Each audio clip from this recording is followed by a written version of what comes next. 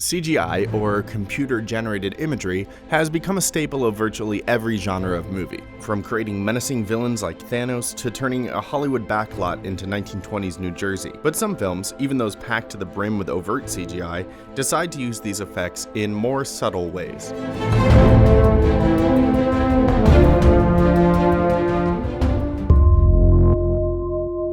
This 2014 thriller based on the book by Gillian Flynn doesn't have much in it that would call for CGI, but director David Fincher, who is famous for using computer graphics to subtly enhance his films, couldn't resist leaning on CGI to create a pretty innocuous shot.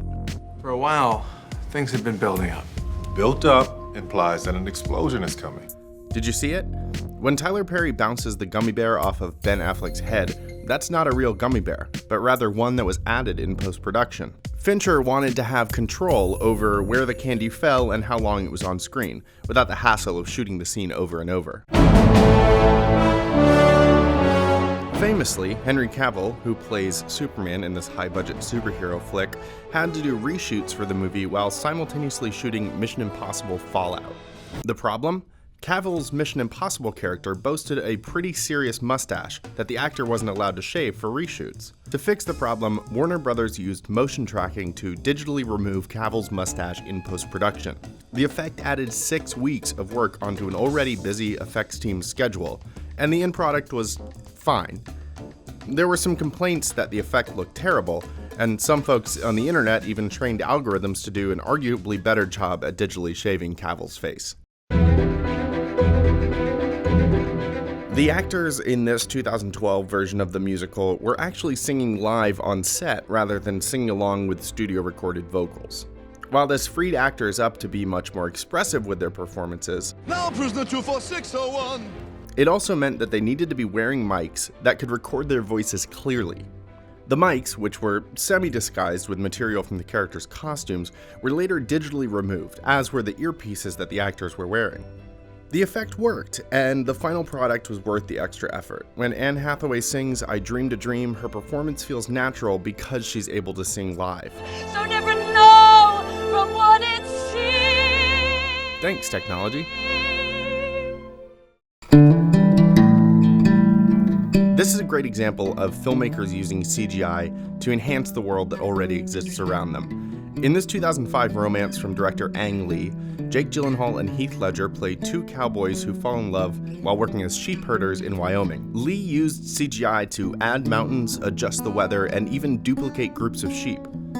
Lee would later go on to direct The Life of Pi, which was almost entirely animated in post-production. While Pi is definitely an incredible visual feat, the CGI in BROKEBACK Mountain feels more grounded in reality. In the Marvel Cinematic Universe, there's no shortage of impressive CGI, like Bradley Cooper's talking raccoon, Rocket, in the Guardians of the Galaxy, or the uncanny de-aging of Samuel L. Jackson in 2019's Captain Marvel. Perhaps one of the most impressive feats of computer graphics, though, was one that no one noticed. One of the final shots in Iron Man 3, in which Robert Downey Jr.'s face was added onto a body double, almost seamlessly. Downey Jr. suffered an ankle injury during production, setting the schedule back almost 6 weeks. Instead of holding production until the star returned, Marvel shot scenes with body doubles and added RDJ's face into the scenes in post-production. The effect was virtually unnoticeable. Forrest Gump is a movie that made incredible use of computer graphics in the early days of CGI.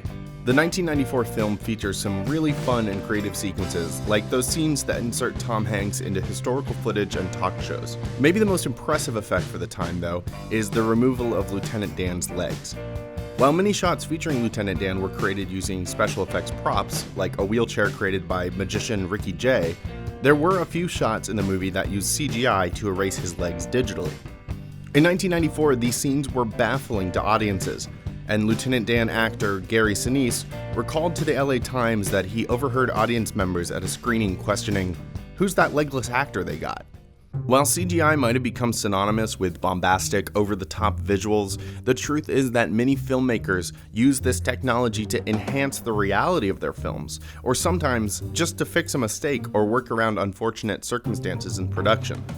There's a reason this filmmaker's adage exists: we'll fix it in post.